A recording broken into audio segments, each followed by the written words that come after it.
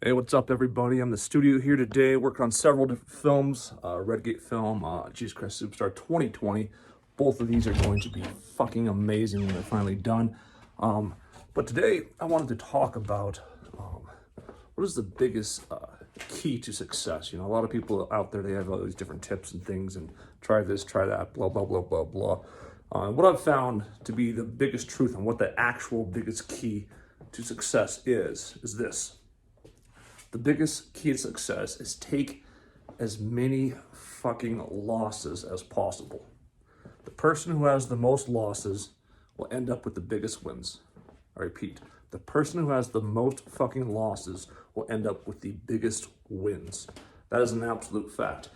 You look at a lot of these people that are super successful, Elon Musk, Bill Gates, it always looks like from the outside, it's like, oh, they just won the entire time. They just kept winning. No, that's not true at all, actually. And they have more losses, more failed projects, more failures than anybody out there. Because that's the true key to winning. You just keep going and going. You basically just refuse to lose.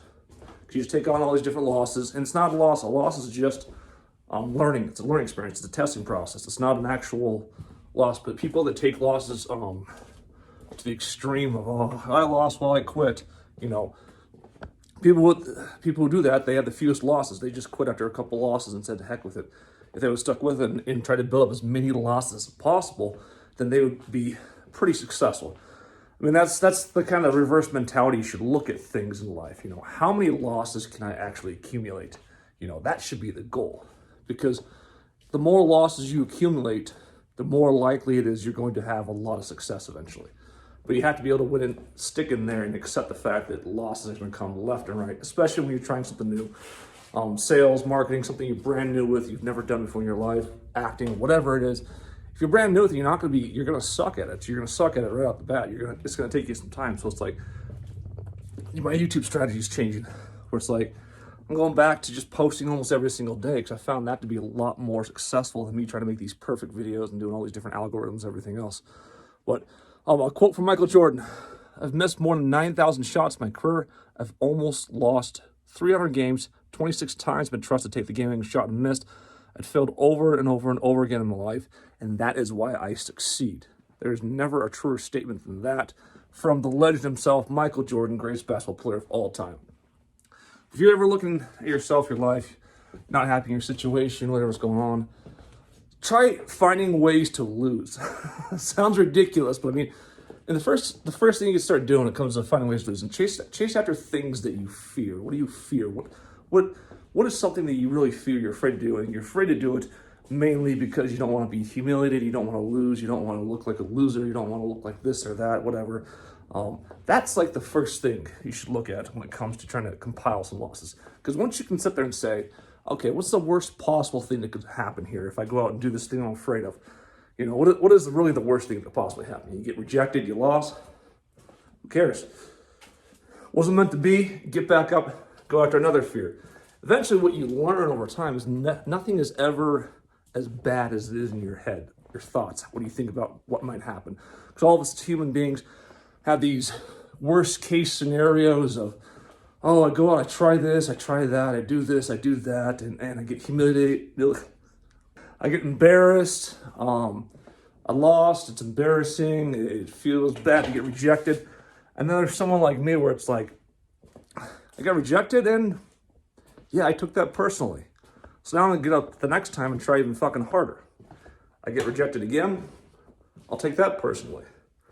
We were at the wedding, my brother just got married this past weekend. And Matt, my brother, youngest brother, he did a little bit of a roast on his best man speech. He did this roast of kind of a couple of us brothers and everything. It was pretty funny.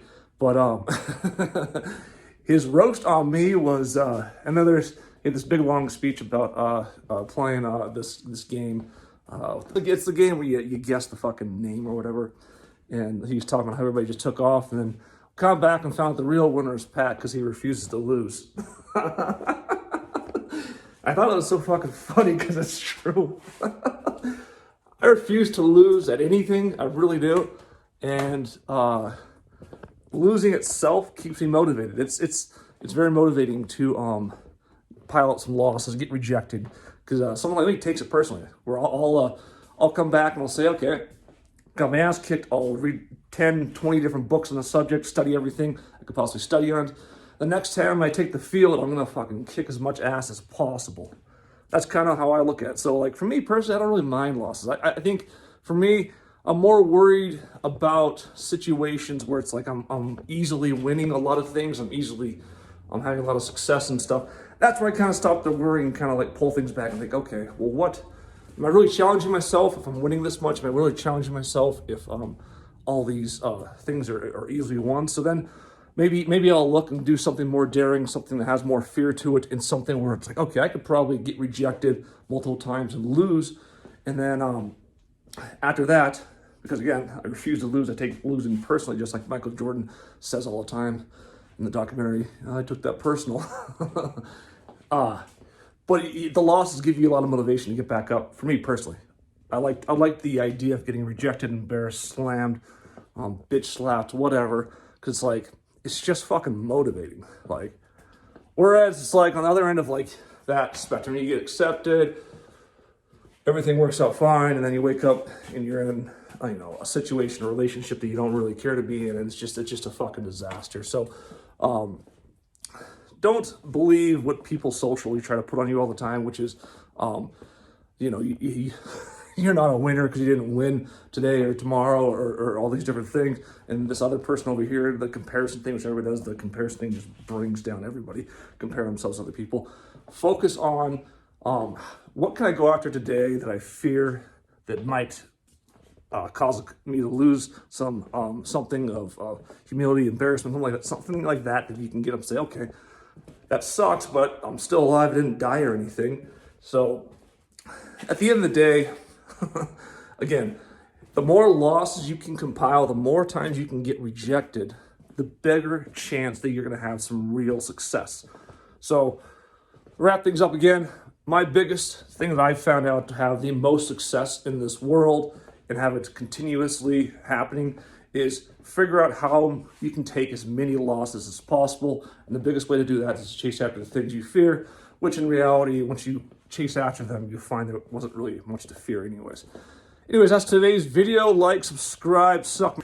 But that is today's video and my thoughts on what I consider to be the #1 key to having a winning, successful life and having a massive freaking success. Let's go.